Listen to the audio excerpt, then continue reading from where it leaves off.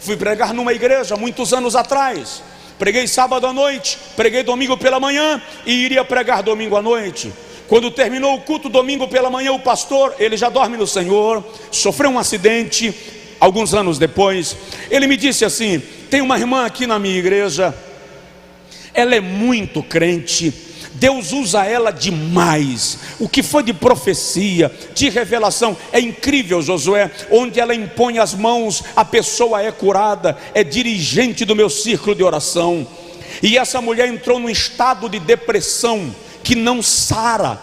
Todos os pregadores que vêm aqui eu levo lá para orar por ela, e eu queria que você fosse lá orar. E o pastor resolveu me levar para orar antes do almoço. Irmão, depois de uma pregação, você tem fome para comer pedra cozida com sal. Com fome, eu fico num estado de impaciência que só a misericórdia do rei. Lá vou eu com fome orar por essa mulher. Quando eu cheguei na casa daquela irmã, você viu um ambiente sujo, mal cheiroso, cheiro de sujeira, de casa abandonada mesmo. Ela estava sentada numa poltrona, com os panos velhos lá forrando a poltrona, quase atrás da porta, tesa, olhando para o nada, os olhos fitos em algum lugar, sem piscar. O marido dela saiu do quarto para nos receber, com a barba por fazer, umas caspas caindo no ombro, na camisa. Você vê que o cara estava com o suor vencido, estava um estado de abandono na casa. E o pastor disse para ela: eu trouxe o pastor Josué para orar pela senhora. E eu saudei com a paz do Senhor. Ela não respondeu. Fiz a oração por ela, e fiz aquela oração cheio de autoridade: o Senhor é poderoso para mudar o quadro, a tua serva. E quando eu terminei de orar, ela permanecia na mesma posição, não piscava os olhos, não mudava a direção. O seu foco era o nada. Conversamos um pouco, o pastor começou a cantar um hino que diz assim: pelo mundo brilha a luz desde que morreu Jesus, pendurado lá na cruz do Calvário. Terminou de cantar o hino, eu querendo ir embora. Eu ainda lembro a cena, eu estava querendo ir embora. Eu fui saindo e o pastor disse: não, vamos fazer mais uma oração. Aí lá vou eu, faço mais uma oração. E o pastor agora me ajudou orando, ergueu a voz. Ele era um homem de Deus muito sério, muito querido, orando comigo. E a mulher permanecia tesa, olhando para nada, e nada acontecia.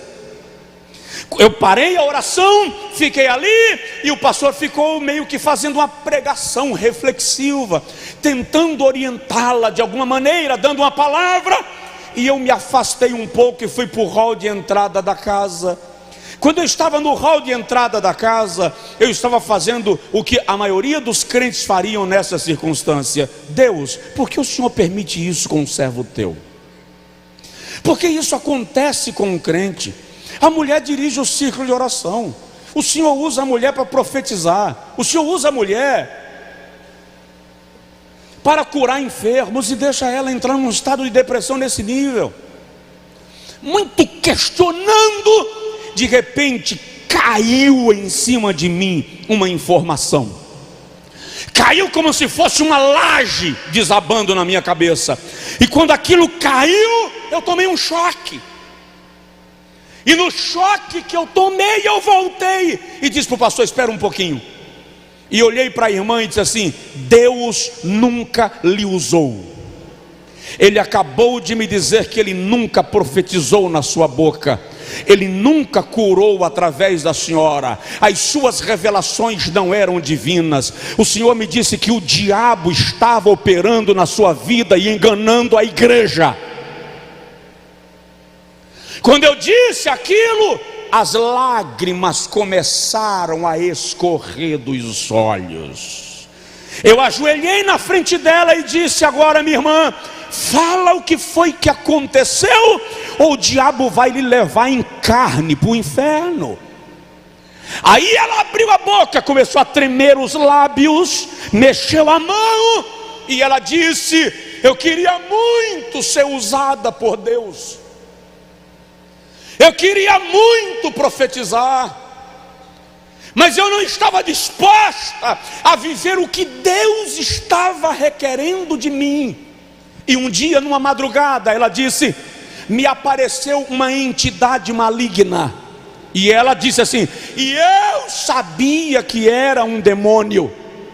E ele me disse: eu vou lhe usar com tudo que você quer. Em troca, eu quero o seu casamento e a vida do seu filho. E ela disse assim, e eu concordei. Daquele dia em diante, ela era a profeta da cidade. Quando ela terminou de falar, eu levantei, me afastei e disse: esse assunto é com a senhora e Deus.